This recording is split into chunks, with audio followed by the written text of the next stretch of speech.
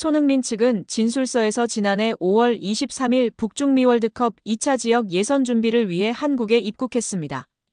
당시 양 씨와 손흥민은 교제를 이어오던 중이었는데 5월 31일부터 다음 날까지 양 씨와 만남을 가졌다고 합니다. 6월 2일 원정 경기가 열리는 싱가포르로 떠나기 전날까지 양 씨와 만난 걸 인정한 것인데요. 이때만 해도 두 사람의 관계는 좋았던 거로 보입니다. 이를 뒷받침할 근거는 언론 보도에서 찾아볼 수 있습니다. 당시 복수의 언론은 손흥민이 공항에서 출국하는 모습을 담아 팬들에게 전달했습니다. 이때 손흥민 왼쪽 손가락에 반지를 낀 모습이 포착됐습니다. 문제는 약 한 달쯤 지나 발생하였습니다. 손흥민 측은 한 달 뒤쯤 양 씨가 임신 사실을 알렸다며 이에 손흥민은 양 씨에게 대화를 제안했지만 양 씨 측은 금전을 요구한 채 만남은 거절했다고 밝혔습니다. 이 과정에서 양 씨는 손흥민의 아이를 임신했다면서 태아 초음파 사진을 보냈고 이후 손흥민으로부터 3억 원을 뜯어냈습니다. 손흥민 측은 양 씨의 허위사실 유포가 선수와 팀에 부정적인 영향을 미칠 것을 우려해 공갈, 협박에 응할 수밖에 없었다고 밝혔습니다. 양 씨는 3억 원을 받은 후 외부에 밝히지 않겠다는 취지의 각서도 작성한 것으로 알려졌습니다. 양 씨가 손흥민에게서만 돈을 받게 된 건 아버지일 가능성이 있는 두 남성에게 모두 연락했으나 손흥민만이 양 씨의 말을 들어준 것으로 전해졌습니다. 양 씨는 실제 임신 중절 수술을 받았고 초음파 사진 역시 양 씨의 것으로 확인됐습니다. 이에 손흥민의 아이가 아니냐는 주장이 제기됐지만 임신한 양 씨도 아이 아빠가 누군지 모릅니다. 앞선 20일 연예 매체 디스패치는 양 씨와 공갈 미수 혐의를 받는 40대 남성 용 씨의 대화 내용을 공개했는데요. 공개된 대화 내용에 따르면 용 씨가 근데 너 누구 애인지 정확히 알아?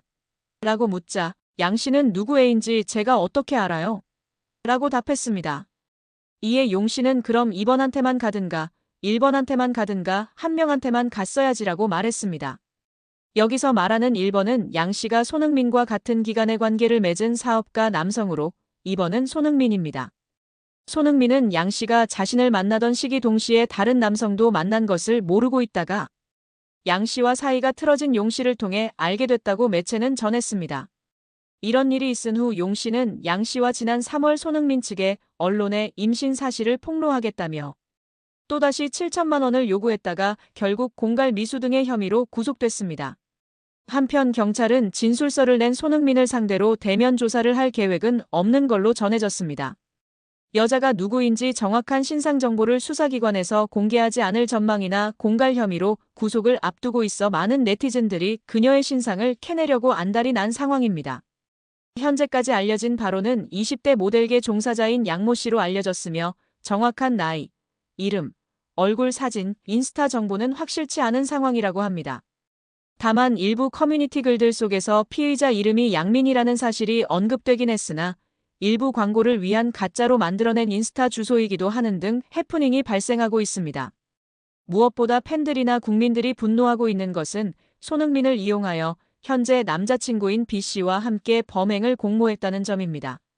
전 연인이었던 사람이 현재의 남자친구와 전 연인을, 그것도 유명 스포츠 국민 스타인 손흥민을 이용하고자 했다는 것입니다. 2024년 6월 손흥민 선수는 한 여성 씨로부터 충격적인 연락을 받았습니다. 씨는 손흥민 선수에게 당신의 아이를 임신했다며 초음파 사진을 보내왔고 이 사실을 폭로하지 않는 조건으로 3억 원을 요구했습니다. 당시 손흥민 측은 해당 사실이 언론에 알려질 경우 자신과 소속팀에 큰 피해가 갈 수 있다고 판단해 3억 원을 지급하고 비밀 유지각서를 작성하게 됩니다. 그런데 문제는 여기서 끝나지 않았습니다. 이후 씨와 연인 관계였던 B씨가 이 사실을 알게 된 뒤 다시 손흥민 측에 연락을 합니다. 그는 이런 각서가 있다는 사실 때문에 씨와 결혼할 수 없다고 말하며 위약벌 조항이 과도하다는 이유로 문제를 제기합니다. 처음에는 합리적인 협의처럼 들릴 수 있었지만 이후 B씨는 손흥민 측의 자료를 언론사에 넘기겠다며 7천만 원을 요구했습니다. 결국 손흥민 측은 더 이상 협박에 휘둘릴 수 없다며 이들을 고소하게 된 것입니다. 이 사건은 크게 두 부분으로 나뉩니다. 먼저 씨가 임신을 빌미로 3억 원을 받은 1차 협박, 그리고 B씨가 비밀 유지각서를 빌미로 다시 협박을 시도한 2차 사건입니다. 법적으로 보면 씨의 행위는 공갈죄에 해당할 수 있습니다. 공갈죄란 폭행이나 협박으로 사람을 겁먹게 하여 재산상 이익을 취득하는 경우를 말하는데요. 임신 여부나 사진의 진위 여부와 무관하게 상대가 심리적 압박을 받아 금전을 지급했다면 형사처벌이 가능합니다. 또한 A씨와 B씨가 협의했는지 여부도 중요한 쟁점입니다. 만약 둘이 협박을 공모한 사실이 드러난다면 공갈 공동정범이 되어 훨씬 무거운 처벌을 받을 수 있습니다. 현재 수사기관은 두 사람의 휴대전화를 압수해 통신 내용 등을 조사 중이며 특히 디스패치를 통해 공개된 카카오톡 대화에서는 B씨가 수십억 받아서 아파트 사주겠다고 말한 정황도 있어 공모 가능성을 배제할 수 없습니다. 그리고 또 하나의 문제. B씨는 실제로 언론사에 제보를 하겠다며 자료 제공의 대가로 2천만 원을 요구했다고 하는데요. 이 부분 역시 공갈미수에 해당할 수 있습니다.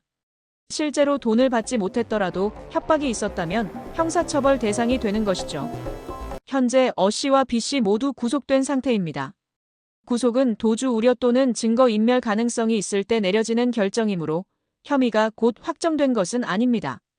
그러나 재판으로 이어질 경우 전과가 있는 B씨의 경우 더 무거운 처벌을 받을 가능성이 있습니다. A씨 역시 친자가 아님을 알고도 협박을 했다면 죄질이 더욱 나빠져 중형이 예상됩니다. 예전 사건을 보면 배우 이병헌 씨를 협박해 50억 원을 요구했던 여성이 있었습니다. 이때 공갈미수 혐의로 구속이 됐었는데 항소심까지 가서 징역 1년에 집행유예 2년을 받았었습니다. 다만 B씨가 전과가 있어서 공모가 인정된다면 더 무거운 처벌을 받을 수도 있는 상황입니다. 또 A씨의 경우에도 친자가 아닌 걸 알고도 협박했다거나 조작된 사진을 사용했다거나 이런 게 밝혀지면 또 죄질이 좋지 않다고 볼 수도 있어 B씨보다 더 중한 처벌을 받을 수도 있습니다. 여기에 손흥민을 좋아했던 유명 인플루언서가 아름다운 외모와 드레스로 팬들을 열광시키며 화제입니다. 영국 매체 데일리 스타는 한때 토트넘의 세르히오 레길론과 사귀었던 마르타 디아스가 최근 검은색 드레스로 아름다움 그 이상이라는 평가를 받고 있다라고 보도했는데요. 매체에 따르면 디아스는 자신의 사회관계망 서비스 SNS에 검은색 드레스를 입은 사진을 올리면서 팬들의 관심을 끌었습니다. 팬들을 댓글을 통해 정말 우아하다. 너무 예쁘다. 언제나 그렇듯이 당신은 매우 아름답고 우아하고 훌륭하다. 항상 아름답기 그지없다. 당신의 아름다움이 여성의 모습으로 드러났다라고 칭찬했습니다. 인스타그램 팔로워 숫자가 333만 명이 넘는 스페인 인플루언서 디아스는 과거 스페인 풀백 레길론과 연인 관계였던 것으로 유명한데요.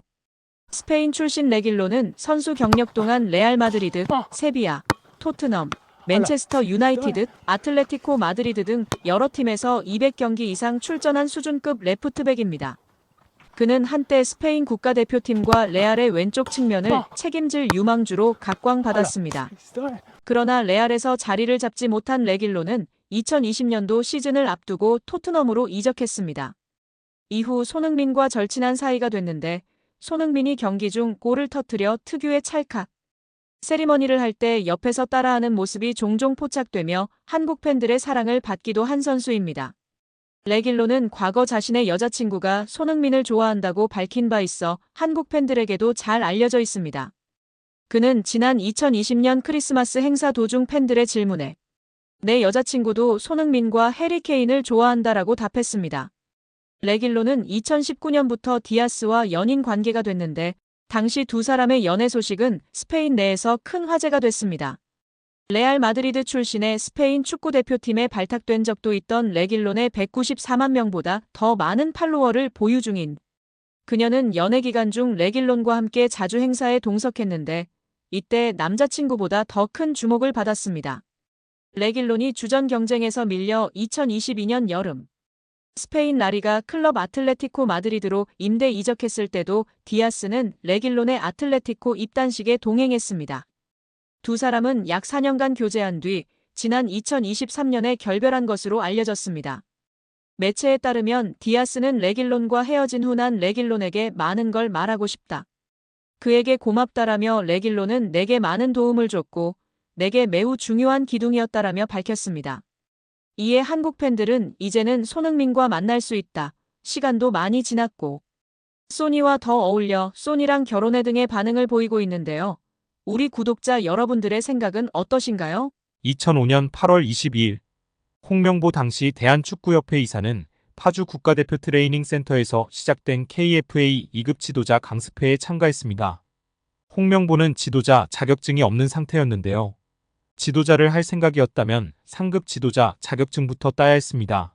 상급 지도자 자격증을 따면 유소년이나 초등학교 축구교실에서 지도자 생활을 할 수 있었습니다. 2급 지도자 자격증을 따려면 상급을 따고 2년이 지나야 했습니다. 하지만 홍명보에겐 예외 조항이 적용됐습니다. 협회는 국가대표팀에서 A매치 20경기 이상을 소화하거나 K리그 100경기 이상 출전한 경력자들에 한해서는 상급 지도자 자격증 없이 바로 2급 지도자 자격증을 딸 수 있게 했습니다. 2005년 9월 26일 협회는 딕 아드보카트 한국 축구 대표팀 신인 감독을 보좌할 코치 중 한 명으로 홍명보를 택했습니다. 지도자 자격증이라곤 전무했던 홍명보가 2급 지도자 자격증을 딴 지 3주 만이었습니다. 자격 논란이 불거졌습니다. 2급 지도자 자격증을 보유한 자는 중학교나 고등학교 팀만 지도할 수 있었는데요. 당시 KFA 규정에 따르면 대한축구협회 1급 지도자 자격증이나 아시아축구연맹 A급 지도자 자격증을 취득한 자만 대표팀 지도자로 일할 수 있었습니다.